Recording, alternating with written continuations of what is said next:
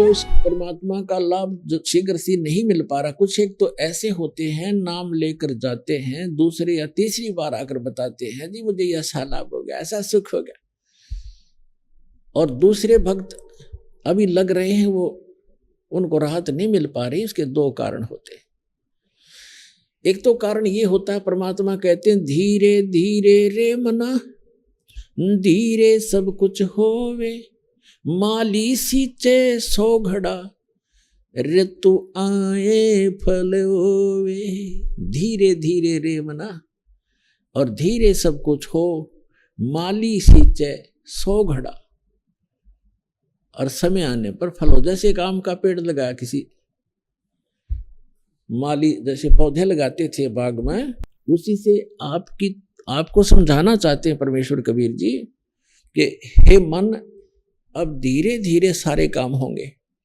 जैसे एक माली पौधा लगाता है, छोटा सा पौधा होता आम का, उसमें सैकड़ों घड़े पानी के डालता है, यानी 10 वर्ष 5 वर्ष, आजकल थोड़े जल्दी हो जाते हैं, 4-5 वर्ष लगा लो, तो पहले 10 वर्ष, लगभग 10-12 वर्ष के बाद आम का फल, पेड़ बड़ा होता था और फिर फल से लदपद हो जाता था, इतना फल लगता था, आप भी खा लेते थे, अचार भी डाल लेते थे, पड़ोसी भी, साथ वाले भी, मोहल्ले वाले भी तोड़ ले जाते थे, रिश्तेदारों को भी रखा करते गठड़ी बांध के, तो भी समाप्त नहीं होते।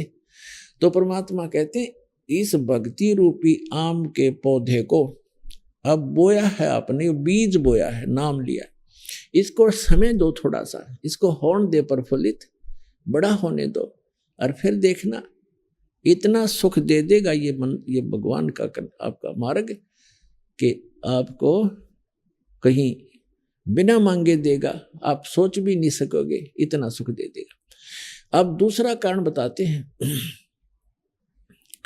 दूसरा कारण ये बताते हैं कि जैसे एक तो तुरंत आराम हो गया, और एक को महीना, 2 महीने, 6 महीने, वर्ष भी लग जाता है, लेकिन होगा गारंटीड, ये सत्कर मान लेना।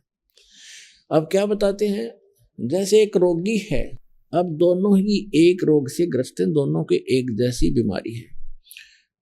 अब डॉक्टर एक को कहता भी तेरी तो स्टार्ट है अभी, और वो मनमाने 2 खुराकों से आराम हो जाता है, और दूसरे कहता भी लेट बहुत हो गया, तेरी बीमारी पुरानी हो गई है, समय लगेगा, तो उसको महीने में, 2 महीने में ठीक हो जाएगा।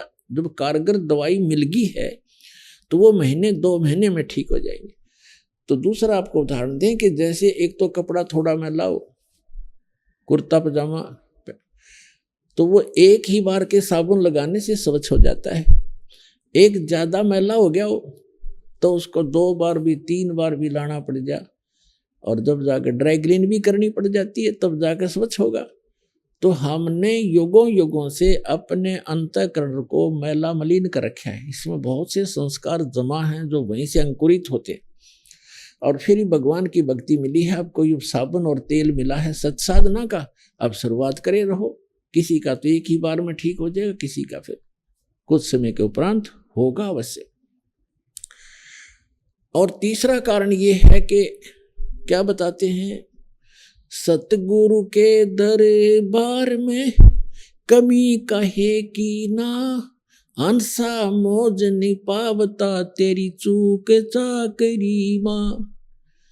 इस सच्चे दरबार में, इस कबीर परमेश्वर के दरबार में, परमात्मा की शरण में किसी भी चीज की कमी नहीं। इस कबीर परमात्मा के शब्दकोश में, डिक्शनरी में इम्पॉसिबल वर्ड नहीं है, ये वो समर्थ परमात्मा है।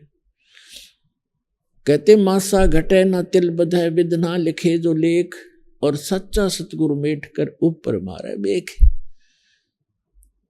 अब आपके जो भाग्य में, प्रारब्ध में, किस्मत में जो लिखा है, उसको कोई नहीं समाप्त कर सकता, आपको भोगना ही पड़ेगा। कौन नहीं कर सकता? जैसे श्री ब्रह्मा जी, श्री विष्णु, श्री शिव जी, और ये ब्रह्म जिसको सरपुरुष कहते हैं, और परब्रह्म अक्षर पुरुष, ये भी आपके प्रारब्ध की, आपके लिखी किस्मत को मिटा नहीं सकता। प्रारब्ध को समाप्त नहीं कर सकता। सुख है तो सुख मिलेगा, दुख है तो दुख मिलेगा। और जैसे आप पुण्य पाप कर रहे हैं वो अलग से संग्रहित होते चले जाएंगे आपके। जैसा कर्म करोगे वैसा ही मिलेगा। और परम अक्षर ब्रह्म सत्य पुरुष कबीर भगवान की शरण में जब आप आ जाओगे, आपके पाप कर्मों का नाश कर दिया जाएगा और शुभ शुभ शेष रह जाएंगे और आगे शुभ प्रारंभ हो जाएंगे। अब जैसे पहले किसान को ये औषधि प्राप्त नहीं थी, अब औषधि का एक खोज हो गई है, डिस्कवरी हो गई है कि ऐसी औषधि डाल दी जाती है फसल में जो घास को खत्म कर देती है, पौधा सुरक्षित रह जाता है। तो वो औषधि विद्यमान तो थी, वो गुण तो, वो मटेरियल तो सारे ही पदार्थ थे, लेकिन वो बनाने वाला नहीं था। अब वो बनाने वाला मिल गया, वो बना ली। तो इसी प्रकार परमेश्वर कबीर जी ने ये जड़ी बहुत पहले बनाकर रखी हुई थी और हमारे कबीरपंथी भी इसको नहीं समझ सके, जिस कारण से हम अभी तक वही कर्म फल ही भोगते रहे। तो अब दास को दे दी वह औषधि जो आपके पापों का नाश कर सकती है आपके, क्योंकि दुख पाप से होता है। अब जो कष्ट आते हैं वो पाप के कारण आते हैं और पाप नाशी हो गए इस भक्ति से, फिर कष्ट कहाँ से आएंगे? जब कांटे से दुख होता है, फसल में कांटेदार झाड़ियां उग जाती थी और वो दवाई ने वो पहले खत्म कर दी, बस स्टार्ट से ही बड़ी थी, वो भी जला दी तो कांटे नहीं रहे, तो नुकसान हानि कहाँ से होगी? दर्द नहीं होगा। इसी प्रकार पुण्यात्माओं, इस समर्थ की शरण में आने से कहते हैं कि सतगुरु के दरबार में कमी काहे की ना, और हंसा मौज नहीं पावता तेरी चूक चाकरी में। अब कहने का भाव यह है कि यदि आपको लाभ नहीं हो रहा तो आपकी कोई मर्यादा में भंग है, या आपकी श्रद्धा ठीक नहीं बनी, आपकी चाकरी में चूक है, आपकी श्रद्धा या सेवा भक्ति में कोई त्रुटि बनी है। विचार कीजिए, जैसे एक ही खंभे से, एक ही ट्रांसफार्मर से और 10, 20, 50 घरों को, परिवारों को कनेक्शन मिला हुआ है। अन्य के पंखे चल रहे हैं, मोटर चल रही हैं, कूलर चल रहे हैं, और एक का नहीं चल रहा है, तो उसका कोई कनेक्शन लूज हो लिया या कट चुका है किसी कारणों से, उसकी वेरीफाई करो क्यों, किस कारण से कनेक्शन कटा, हमारे घर ये पावर क्यों नहीं आई। और पावर भी पहुंची हुई है तो आपके कोई पंखे या कूलर में डिफेक्ट है, आपकी फिटिंग में डिफेक्ट है, उसको ठीक कराइए।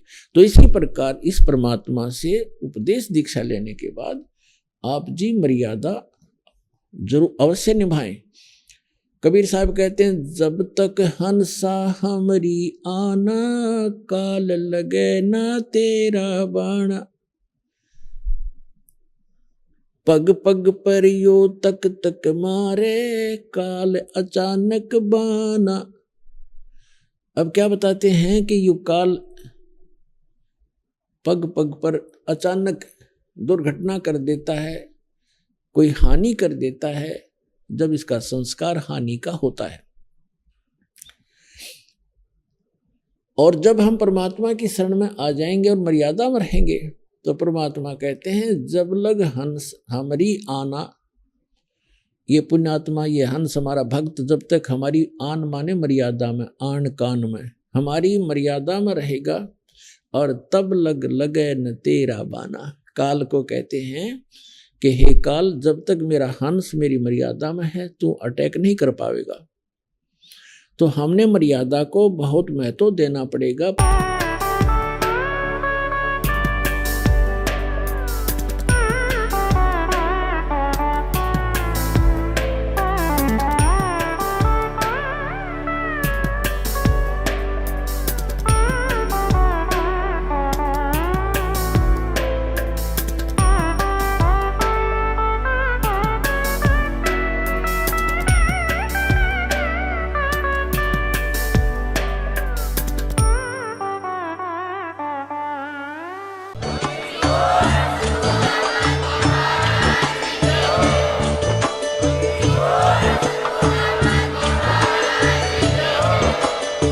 सुन रहे थे जगत गुरु तत्वदर्शी संत रामपाल जी महाराज जी के मंगल प्रवचन। अधिक जानकारी के लिए विजिट कीजिए हमारी वेबसाइट www.jagatgururampalji.org। संत रामपाल जी महाराज जी के शुभ आशीर्वाद से पूरे विश्व भर में 500 से भी ज्यादा नाम दीक्षा केंद्र हैं, जिन पर संत रामपाल जी महाराज जी द्वारा ऑनलाइन निशुल्क नाम दीक्षा दी जा रही है। अपने नजदीकी नाम दीक्षा केंद्र का पता करने के लिए संपर्क करें 8222880541।